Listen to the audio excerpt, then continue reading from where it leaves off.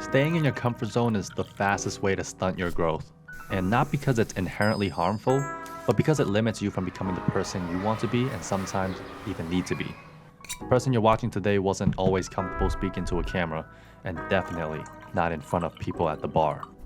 I was told the fastest way to learn how to swim is being thrown directly into the pool with no seatbelt. And so here I am, out of my comfort zone, bartending for hundreds of people a day.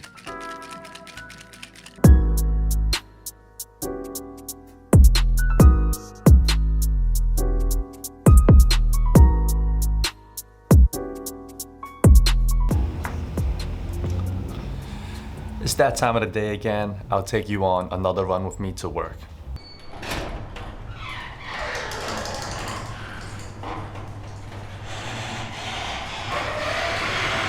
So a thing I learned about people working as a bartender is that people want to feel valued. You can make the most beautiful, most delicious drink in all of the bars of bars, but if your customers and guests don't feel welcome when they come back to your bar, none of that really means anything. It's because of the way you made them feel while sitting across your bar. I'm sure you may be the Gordon Ramsay of cocktail and you're a hardcore mixologist who makes lovely beverages. But if your guests don't feel welcomed or valued during their stay, there is no amount of deliciousness that will be able to bring them back to your bar.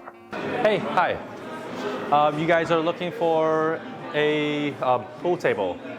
Oh, no, I have a reservation for 4 o'clock. I just want to talk to Jenna. Oh, okay. She's not here right now yet. Oh, good. No, because I put it for 30. For 30 people? Yeah, then it kind of got dwindled because of holiday travel. So I have about 20 now. And the perks of being an alcohol therapist is that I have the opportunity to chat with very interesting individuals. But you wouldn't know they're interesting if you don't spark that conversation. And me doing that kind of helped me break out of my comfort zone and get over the fear of speaking with strangers. So people come into your bar for 2 things. Number 1 is to have a good drink, and number 2 is to have a good time, which means they're naturally gonna be more relaxed and have their guard down and more open to dialogues. Not everybody wants to speak with you when they're alone, or if they're with their friends, they might just want to spend some time with their friends and enjoy the moment with them. Use your best judgment to choose when to engage or not, but it all comes through practice. But for those who are open, connections are fairly simple to create. My go-to starter for large parties is usually, so what's the special occasion for the gathering? I say it openly to everyone so everybody is engaged and can sense that I'm a friendly person. I just want to give off that vibe. And usually they're here for a birthday party or a company gathering or anything of that sort, right? And if it's a single person at the bar, I usually ask, so why are you alone? Where's your friends? Or like, it's just you today?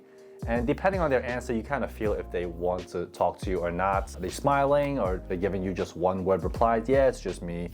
Or are they oversharing? Or, whatever that reaction is, piggyback off of it. But the idea is to create a warm atmosphere so that your guest doesn't feel so alone or awkward during their stay. In case you're wondering, I beat him in beer pong again, and now he's doing some push-ups. It was her idea. Yep.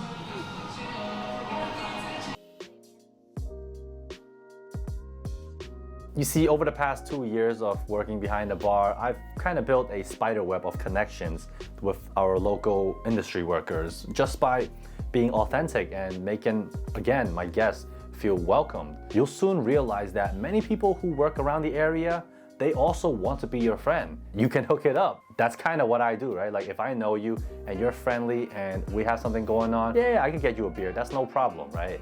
And then next time, like if you work down the street, I come to your bar or I come to your restaurant and then you hook me up with the appetizer, and then that's kind of the relationship that industry workers have.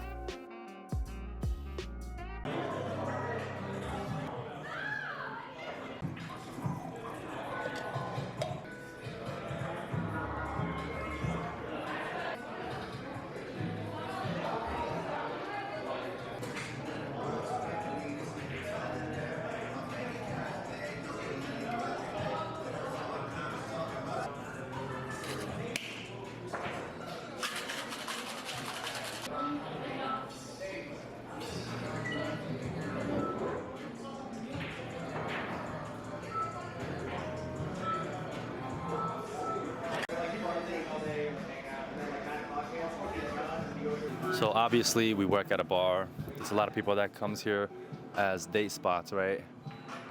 And sometimes you will see people bring a date here, like they would bring multiple dates here.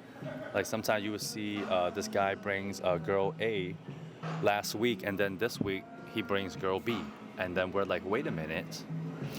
For rule number one, don't ask. Play it cool, and you don't want to accidentally blow up somebody's spot. They tell these people like, hey, it's my first time here. Like, you see it on the memes, like, hey, it's my first time here, and then the bartender looking at you like, But yeah, those are real. And ask me why I know, because I fucking live this, and I see this. All right, know your role. We're here to give alley-oops for the boys, and in return, they take care of us. That's how deep connections are made. And you know, strangers are just friends that you haven't met yet, and you would be surprised how much you and another person have in common, but you wouldn't know that unless you give it a try. But anyways, yeah, this is some bar tips that you don't find anywhere on YouTube, but it's so real. I'm passing it on to you. So if you're watching this and you're thinking about being a bartender and you're trying to look for some unconventional tips that you don't find anywhere on YouTube, because this isn't really like a real bar tip, but it's pretty useful. So yeah, take it how you want it. I'm just telling you what I've been through. All right. And another thing that I've learned is that deep connections with strangers are created through vulnerability. And believe it or not, people actually crave vulnerability more than ever, especially today in this age of Instagram filters and even real life filters. Aside from just making your guests feel welcomed and valued, if you want to create a deeper connection with the people that you come across, you first got to be comfortable showing your vulnerable side, your real side, and your genuine side. And ironically, sometimes it's actually easier to share secrets with a stranger that you don't even know compared to like sharing it with even your closest friends. Because look, think about it. The person doesn't even have any previous impressions of you. They don't know your dirty laundry. Whatever you share with them, they will just judge you based on that. That person is like a clean sheet, and you can just tell them whatever you want, because at the end of the day, they're gonna forget about it, but you still got your point across. You still got your feelings heard by somebody. And you know, just saying how you feel, sometimes just saying it, just putting it out in the universe will automatically make you feel better already. And you know what? Just by you sharing a personal note of yourself, that kind of set the ground for the other person to be vulnerable as well. And he's gonna tell you something that nobody knows about him. And that's how genuine relationships are formed. Can I fuck up yesterday's one? Is it supposed to be up here? Yes. Listen, I'm not telling you to go pour out all your baggage to the next person you see and tell all your secrets, all right? But look, keep in mind, being vulnerable shows a truer version of yourself, or probably even the truest version of yourself. And people respect that. They may not always reciprocate, but they will like you more just for the fact of you being authentic and real. And you know, worst case is no one cares. Best case is, you guessed it, nobody cares. So just be true to yourself, and those will sense that true character and they will stay. That's something I learned dealing with hundreds of people at the bar. Of course, I don't go around being vulnerable to everybody, but I do notice that those who I share a little part of myself with, you know, I sense that they fancy me a lot more.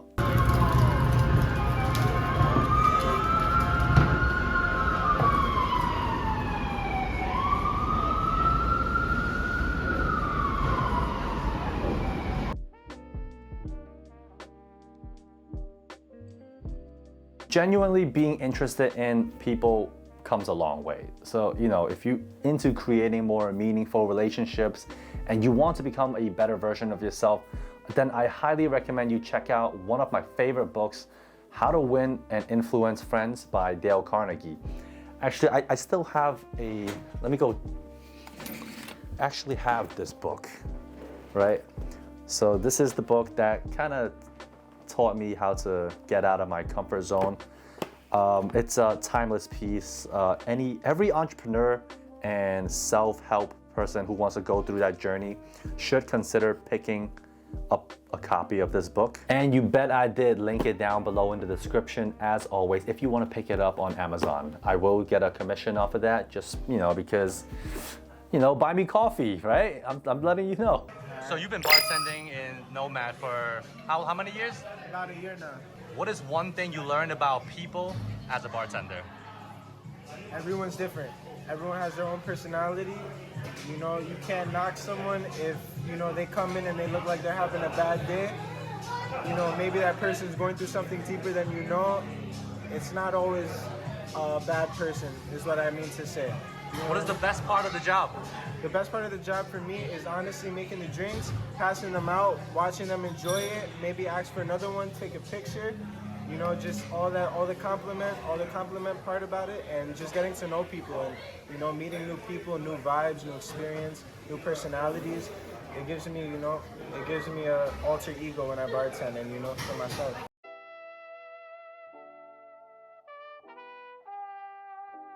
You never know what people got going on in their life, so treat everyone the way you want to be treated.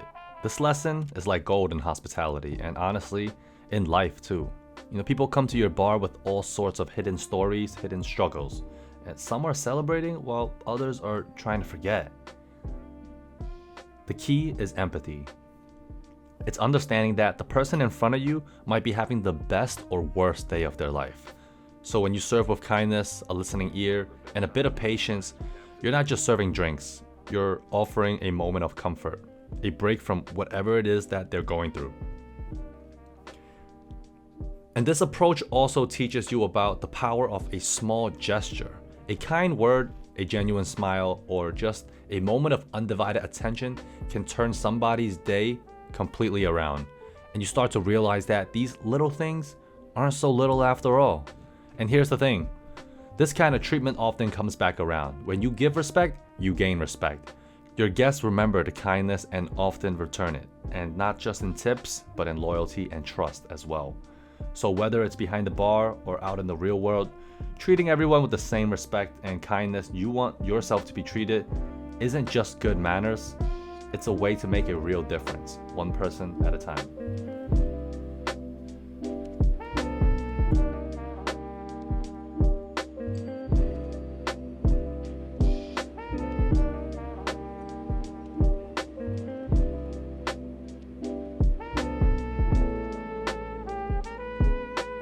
And just to summarize this video, I have a lot more things that I've learned about people working at the bar, but there's no way I can put all of that into one YouTube video.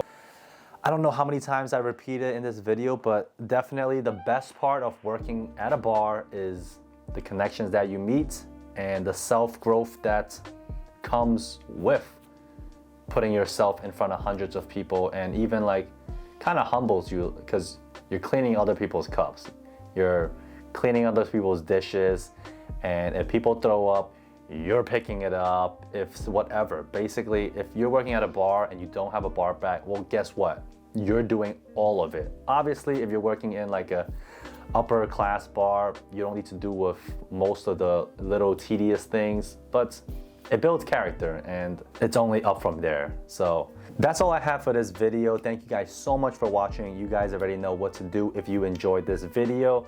And again, leave a comment down below if you guys have any questions regarding bartending. If you are an aspiring bartender or you want to get out of your comfort zone, you want to level up, basically, leave a comment down below. I read all of them because I'm a small channel. So yeah, that's all I got for this video. So I will see you in the next one. Thank you so much. I will talk to you soon.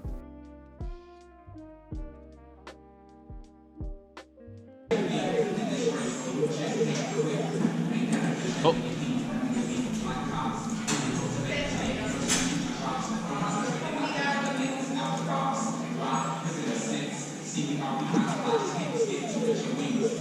Oos.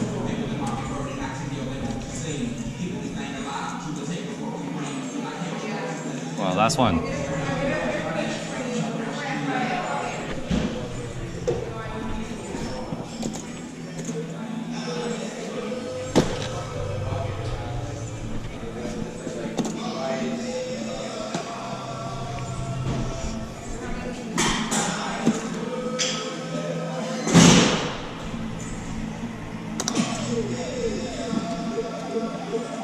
Come on. It's over.